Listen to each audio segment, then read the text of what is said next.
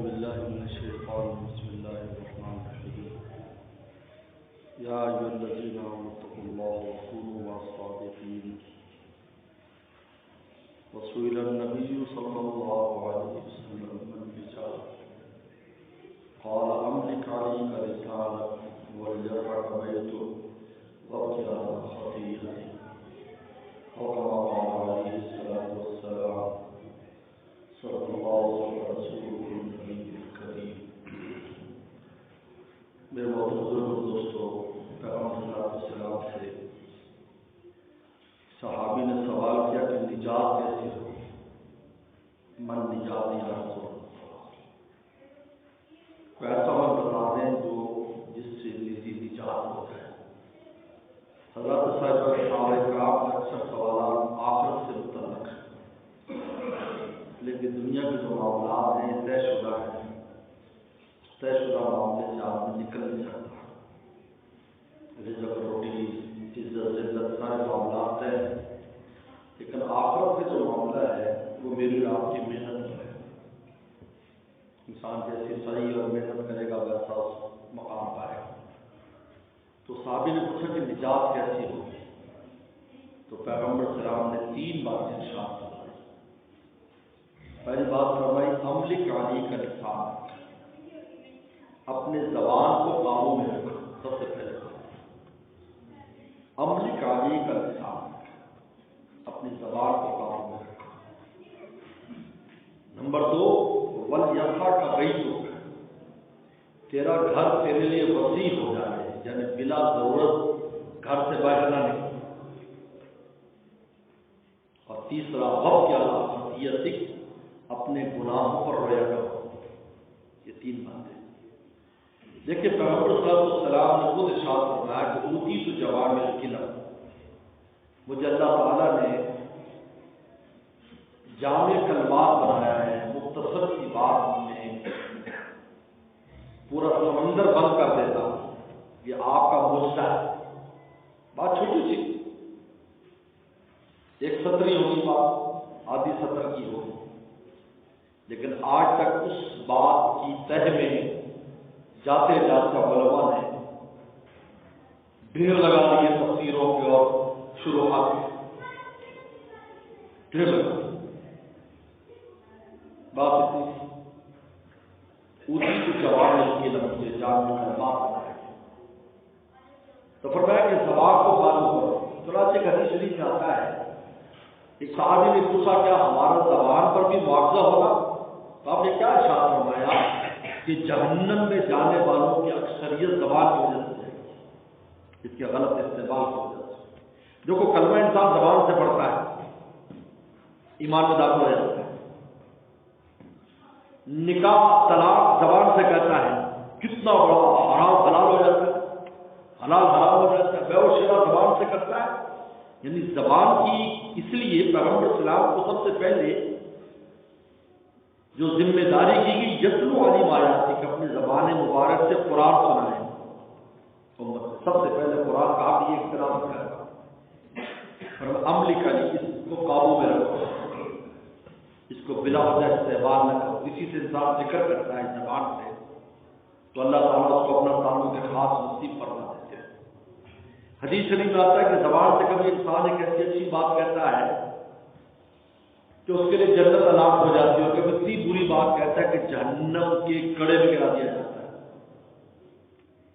املک علیک لسان، املک فرمایا قابو میں، تمہارے قابو میں ہونا چاہیے. ہر بات بولنے سے پہلے سوچنا چاہیے اس پر مجھے کوئی اجر ملے گا یا نہیں، کوئی گناہ تو نہیں ملنے والا. کہتے انسان وہ بات نہ کرے جس پر کچھ بھی نہ ملے، وہ بات بھی نہ کرے، کیونکہ فضول ضائع اوقات ہے. حضرت عمر رضی اللہ عنہ سے کسی نے کا سلام کیا تو آپ نے جواب دیا. اس نے کہا آپ کا کیا حال ہے؟ آپ نے فرمایا الحمدللہ. پھر آپ نے پوچھا آپ کا کیا حال ہے؟ نے کہا الحمدللہ. تو اس نے دوبارہ پوچھ لیجیے آپ کا کیا حال ہے؟ تو ناراض ہو گئے کہ تم نے زبان کا غلط استعمال کیا. اس کو تکرار کرنے کی کیا ضرورت تھی؟ جب میں نے پوچھ لیا تیری زبان سے اللہ کا نام شکر نکلا، تو نے پوچھا شکر نکلا، پھر اس بات کو دوبارہ کیوں دہرایا؟ اس پر آپ اس سے انداز کریں کہ زبان کے استعمال میں یہ حضرات کتنے محتاط تھے۔ دوسرا فرمایا کہ اپنے گھر سے بلا وجہ نہ نکلو۔ اچھا یہ جو گھر سے باہر جاتے ہیں میرا گھر میں دل نہیں لگتا، وہ نہیں لگتا، ہمارے مرشد عارف باللہ شاہ کی مختصر صاحب رحمۃ اللہ علیہ فرماتے تھے جب انسان کے دل میں نور نہیں ہوگا تو وہ باہر کے نظاروں سے دل بہل آتا ہے، اور جب دل میں نور ہوتا ہے تو اس کو کہیں جانے کی ضرورت نہیں ہے۔ لوگ کہتے ہیں جی دیکھو جی انگریز لوگ پوری تحقیقات کرتے ہیں، کبھی پہاڑ پہ چڑھے ہوئے، کبھی سمندر میں کودے ہوئے، کبھی کچھ کر رہے ہیں، کبھی کچھ کر رہے ہیں۔ یہ اصل یہ وجہ نہیں ہے جو میں اور آپ سمجھ رہے ہیں۔ اصل وجہ یہ ہے کہ ان کے دل میں نور نہیں ہے، ان کا دل تنگ ہے۔ جب دل تنگ ہوتا ہے انسان کا تو باہر نکلتا ہے، باہر بھاگتا ہے، لیکن اگر دل منور ہوتا ہے تو دل کشادہ ہوتا ہے۔ دل کی کشادگی کا تعلق نور کے ساتھ ہے۔ اس لیے پیغمبر صلی اللہ علیہ وسلم کو اللہ تعالیٰ نے فرمایا کہ ان منافقین مشرکین یہودیوں کی باتیں سن کر آپ کا دل تنگ ہوتا ہوگا تو آپ کیا کریں، فسبح بحمد ربک، آپ تسبیح اور الحمدللہ پڑھنا شروع کر دیں تاکہ جب نور آئے گا تو گلا نکل جائے گا۔ یہ علاج ہے، لڑنا علاج نہیں ہے۔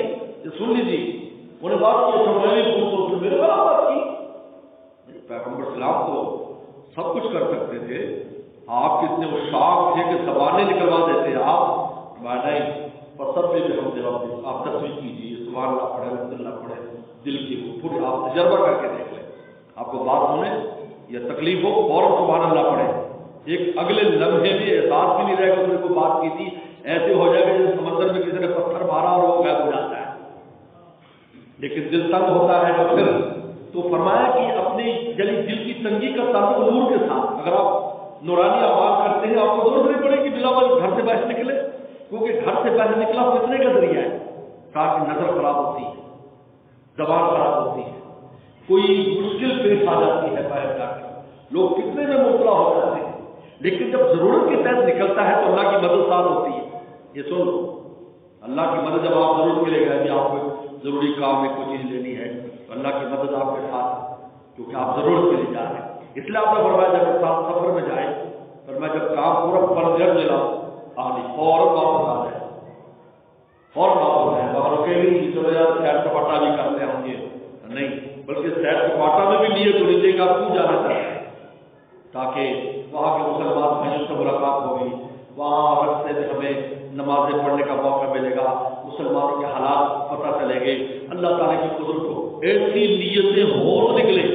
آج تو کہتے ہیں عیاشی کے لیے تھوڑی سیر کرتا ہوں ولیفا کا بیٹو، فرمایا تیرا گھر تیرے لیے وسیع ہو جائے، وقت کیا خطیت دیکھتی، فرمایا رویا کرو خطاؤں پر، اپنی غلطی پر رویا کرو، کوئی کسی مقام پر بھی پہنچ جائے، پیغمبروں کے علاوہ کوئی معصوم نہیں، اس کی نجات رونے میں کتنا بڑا اللہ کا ولی کیوں نہ ہو، ولیوں کا حالات اٹھا کے دیکھ لیں، وہ تو اتنا رویا کرتے تھے کہ ہم تو کبھی روئے بھی نہیں، اتنا رویا کرتے تھے، گھنٹوں گھنٹوں روتے رہتے تھے کہ اللہ ہم آپ کو راضی نہ کر سکے۔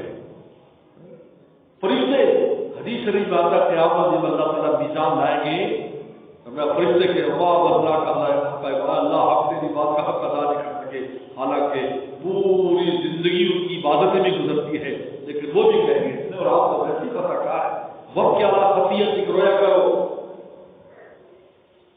صحابہ نے کہا حضرت مجھے رونا نہیں آتا، آنسو نہیں نکلتے، سبحان اللہ، کیا قربان جائیں رسول اللہ صلی اللہ علیہ وسلم، فرمایا اللہ سب کو فتبا کھاؤ، رونے والی شکل بھی بنا کر خدا کے سامنے جاؤ گے تب بھی راحت ہو جائے گا۔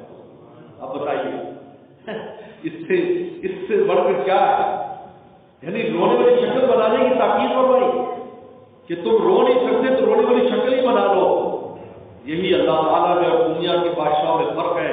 دنیا کے بادشاہ کو پتا چلے کہ جھوٹ موٹ رو رہا ہے، پیاز لگا کر آیا ہے، رو نہیں رہا، سخت سزا دے گا، لیکن اللہ کو پتا ہے جس کو رونا نہیں آتا لیکن رونے کی ایکٹنگ کر رہا ہے، اللہ فرمایا بھائی ہمارے ہاتھ اور نقلی مال کی اصلی بھاؤ بک جاتا ہے، لے کر تو آؤ، کچھ کر کے تو آؤ، تو کسی اللہ والے سے کسی نے کہا جوانی کا نماز ہے جی، یہ کوئی نماز ہو ہے، یہ کوئی نماز ہے آپ کی، آپ ٹھوکے مارتے نہ اس میں خوش ہوئے نہ خود ہوئے، انہوں نے کہا بھائی کچھ نہ کچھ بہانہ تو لے کے آؤ، अल्लाह फरमाएंगे तू अच्छा उस असली नमाज तो उसमें तूने कुछ नहीं किया, दुनिया में तो ये नहीं है, असली घी ना मिले तो डालडा इस्तेमाल कर लेते हो, तो आखिर के मामला में क्यों नहीं करते? नहीं, कुछ ना कुछ बहाना तो करो, उनकी शान करम हो जाएगी, नजर करम हो जाएगी।